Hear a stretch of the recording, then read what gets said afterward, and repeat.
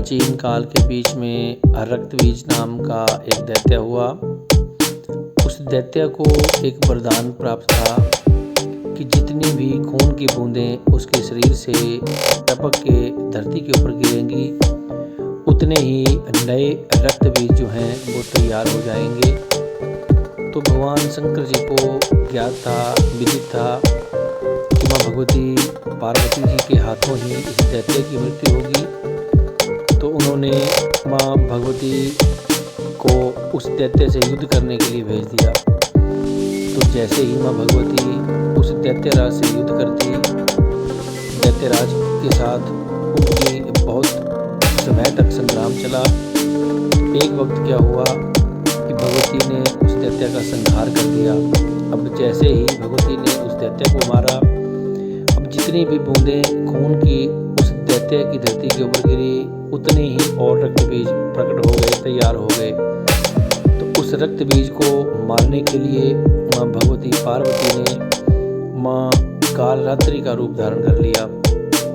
और जैसे ही माँ भगवती पार्वती ने उस दैत्यराज को मारा, तो माँ भगवती कालरात्रि ने उस दैत्यराज के शरीर से नीचे गिरने वाले खून के छींटों को ऊपर ही ऊपर अपने कटोरे में धारण कर लिया और उसका पान कर लिया और उस दैत्यराज का संहार कर दिया।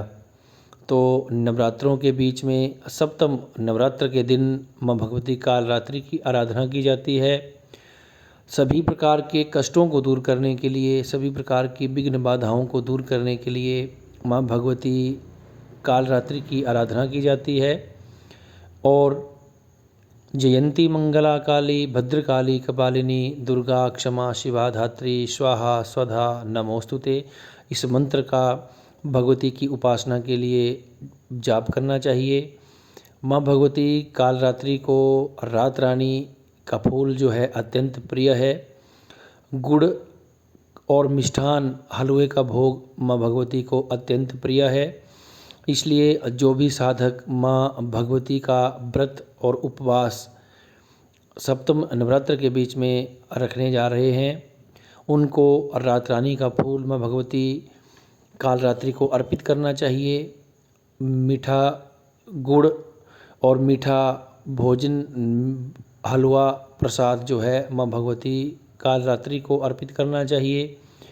और माँ भगवती कालरात्रि से प्रार्थना करनी चाहिए कि हे माँ भगवती कालरात्रि जी, जिस प्रकार आपने अज्ञान को मिटाने के लिए और सभी देवी देवताओं को अभय प्रदान देने के लिए उस दुष्ट रक्तबीज का संहार किया था, उसी प्रकार हे माँ हमारे मन के मनोविकारों को, सभी प्रकार के रोग दोष शोक विघ्न बाधाएँ दुख दरिद्रताओं को मिटाने के लिए आप बोलें हमारे घर में प्रवेश कीजिए।